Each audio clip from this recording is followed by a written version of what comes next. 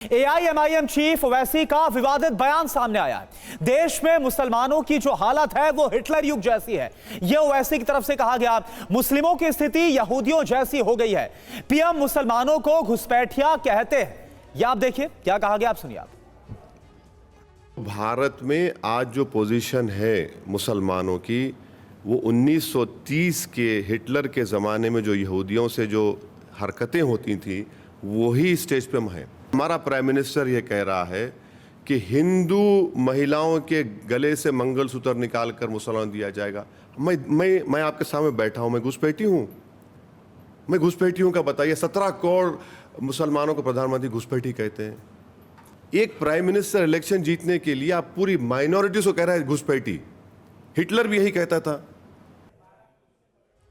तो असदुद्दीन ओवैसी को आपने सुना, बड़े आरोप उन्होंने लगा दिए। उन्होंने कंपैरिजन कर दिया कि जो हाल के मुसलमान हैं, देश के मुसलमान हैं, भारत के मुसलमान हैं, वो हिटलर युग की तरह है जैसा हिटलर सलूक करता था यहूदियों के साथ। और आइए अब आपको सुनवाते हैं ओवैसी पर किसने क्या कहा। ओवैसी ने तो बयान दे दिया, लेकिन उसके बाद किसकी क्या प्रतिक्रिया रही आपको सुनवाते हैं। मुस्लिम्स का जो अनुभव है कुछ सालों से अच्छा नहीं है हमारे देश में। ये इतिहास में पहली बार है कि कोई मुसलमान एमपी नहीं है, ना लोकसभा में ना राज्यसभा में, कोई मुसलमान मंत्री नहीं है। मेरे ख्याल में बहुत गलत बात है जो बीजेपी सरकार ने की है।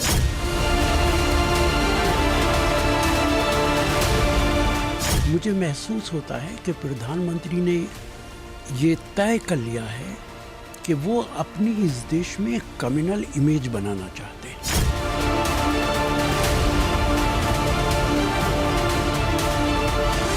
सारी देश में हिंदू और मुस्लिमों एक ही है। हम कभी कोई रिलीजियस के खिलाफ नहीं है।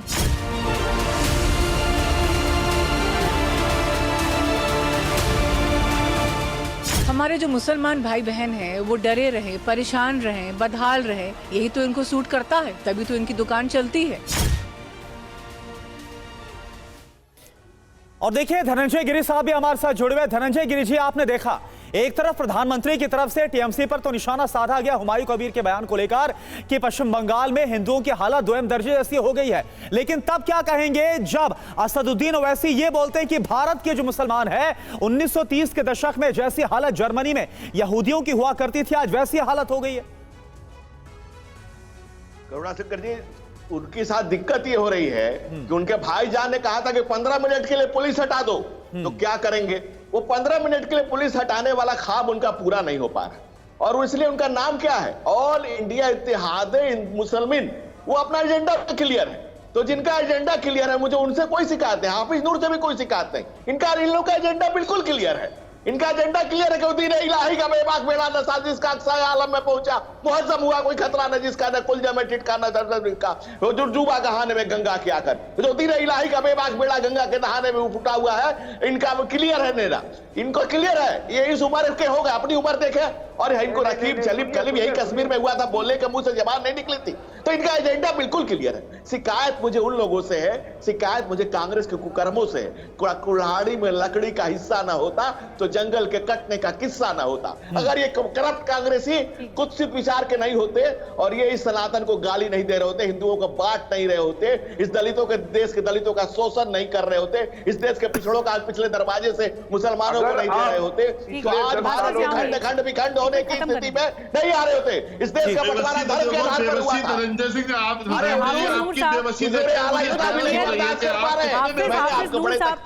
आपकी तकरीर को बड़े ध्यान से सुना,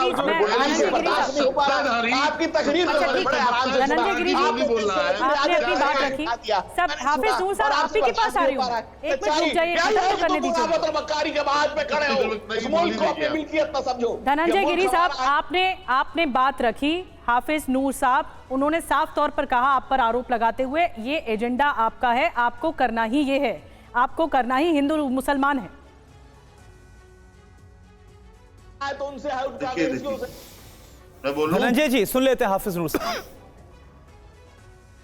10 साल से ये सरकार में है, सत्ता है, देश की सत्ता है इनके हाथ में, और आप इनकी लाचारी बेबसी आप देखिए, वजीर आजम की देखिए। मैंने पहले ही कहा था कि ये लोग जो हैं ये हर हाल में हिंदू और मुसलमानों पर लाकर के आखिर में खड़ा कर देंगे। इन्होंने खड़ा कर दिया। अब तो ये पाकिस्तान को भी ले आए। बेबसी देखिए कि मंगलसूत्र सूत्र पे आ गए।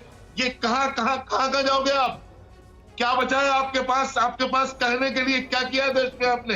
अरे आपकी पार्टी में उत्तर प्रदेश के काबीना मंत्री हैं संजय निषाद, रोज मुसलमानों को गालियां देते हैं। आपकी पार्टी केंद्र में किचन कैबिनेट की हैसियत श्री गिरिराज सिंह है, रोज मुसलमानों को गालियां देते हैं। बोलते हो आप कभी? अब तो पहले तो मैं ये सोचता था कि वजीर आजम की जानकारी में नहीं है। अब मुझे ये लगता है जो भी कुछ हो रहा है तो देश के वजीर आजम खुद करा रहे हैं। सब कुछ सामने है। जब वजीर आजम खुद कभी बन रहा है, खुद हिंदू और मुसलमानों पर आ जाए तो देश में कुछ नहीं बचेगा कहने के लिए। ठीक है आप दोनों को हमने सुन लिया, लेकिन कांग्रेस का भी रुख क्या है इस पर भी हम बात कर लेते हैं। वरुण पुरोहित जी, आपसे सवाल है। देखिए, जब बात चर्चा होती है हिंदू मुसलमानों की, और खास तौर पर जब चर्चा मुसलमानों की होती है, तो लगातार इस चुनाव में जो बीजेपी है वो हमलावर है। चाहे विरासत टैक्स का मसला हो, चाहे कर्नाटक में दलितों का जो आरक्षण मुस्लिमों को देना हो, इसको लेकर लगातार बीजेपी हमलावर है। ये तमाम मसले जो कि उठाए जा रहे हैं बीजेपी की तरफ से और कांग्रेस पर हमला किया जा रहा है, तुष्टीकरण का आरोप कांग्रेस पर लगाया जा रहा है।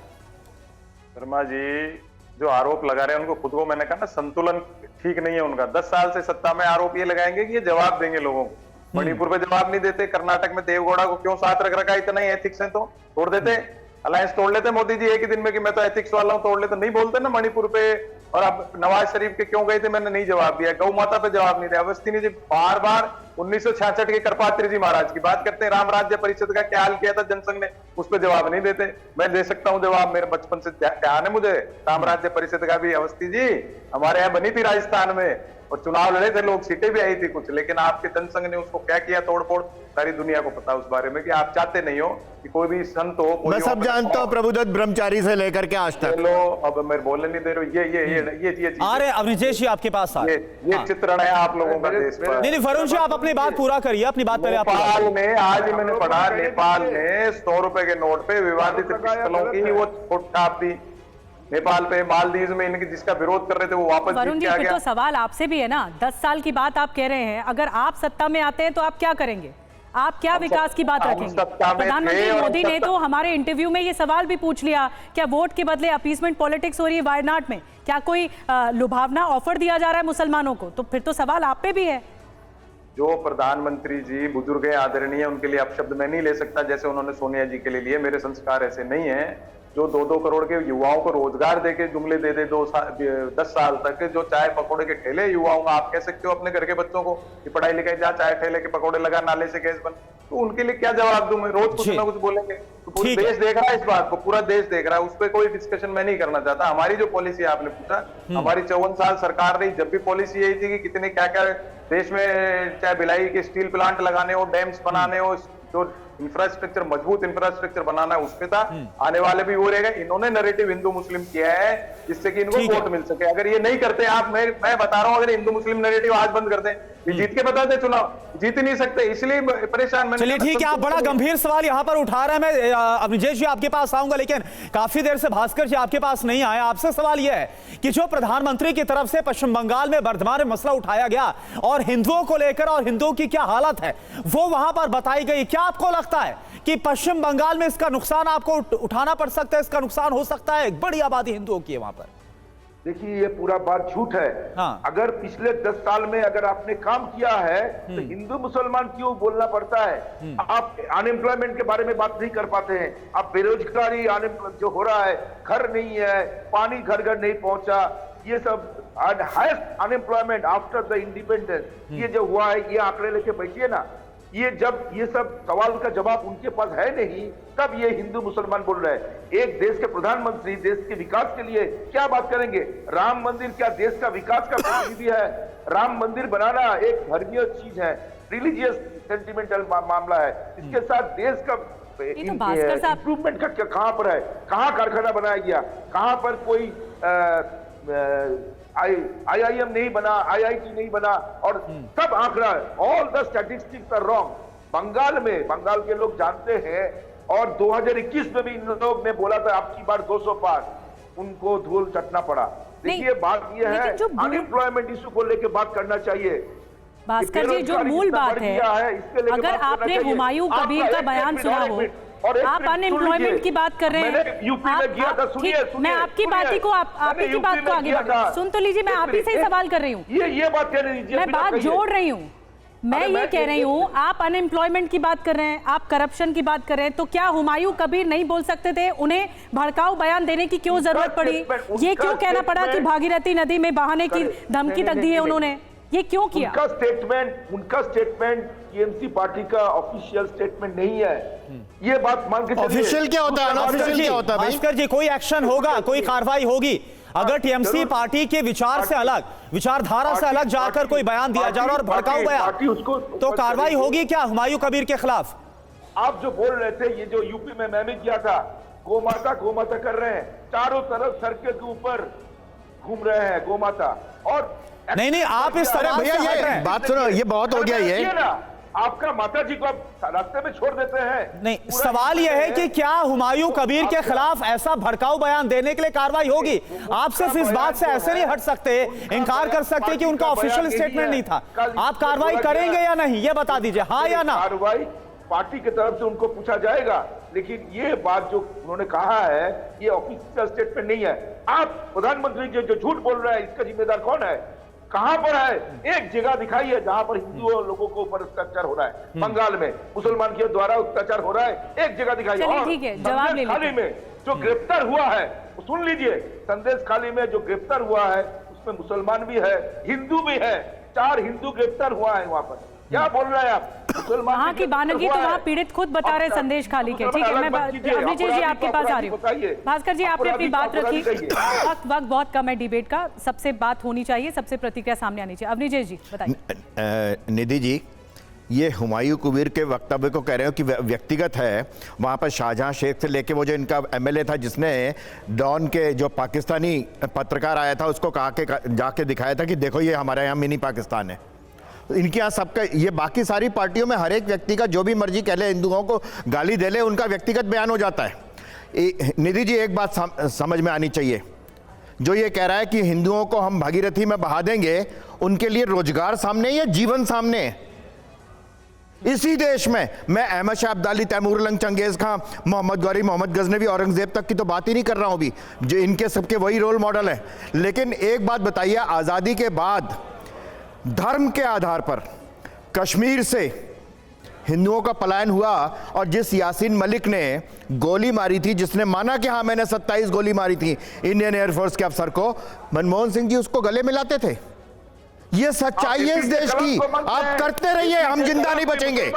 कश्मीर के लोगों को कहते रहिए, कश्मीर के हिंदुओं को कहते रहे, भाई आप रोजगार लीजिए ना, आपको जीने से क्या करना, आप अपनी बेटियां बहन छोड़ जाइए, यहाँ पे आके ले जाइए। ये हुआ ना इस देश में, तब संविधान खतरे में नहीं था, तब लोकतंत्र खतरे में नहीं था, बात कर रहे हैं, कुछ खतरे में नहीं हुआ। आज तक कोई कुछ नहीं बोला। एक सवाल मैं हाफिज नूर साहब जल्दी से आपसे लेना चाह रही हूँ, फिर आगे बढ़ेंगे। हाफिज नूर साहब, वैसे ही जिस तरह की भाषा कह रहे हैं, क्या ऐसा नहीं लगता कि वो भड़काने की कोशिश कर रहे हैं? वो मुसलमानों का प्रतिनिधित्व करते हैं और खुलेआम ये बात कही जा रही है, क्या मुसलमानों का विकास नहीं हुआ आपकी नजर में? जैसे प्रधानमंत्री जी हिंदुओं को भड़का रहे हैं, वो मुसलमानों को भड़का रहे हैं, इसमें तो कोई शक नहीं है। मैंने तो पहले कहा है, भाजपा और ओवैसी दोनों एक ही सिक्के के दो पहलू हैं। ओवैसी जी मुसलमानों से इस तरह की बातचीत कर रहे हैं। भारतीय जनता पार्टी हिंदुओं को भड़का रही है, सीधे भड़का रहे हैं। मैं कह रहा हूं कि वो चाहे सत्ता का लालच हो, चाहे उम्र का तकाजा हो, जो वजीर आजम, तो आपको फिर हुमायूं कबीर का बयान भी ठीक लग रहा होगा? जो मैंने, बिल्कुल नहीं, हमने ठीक है।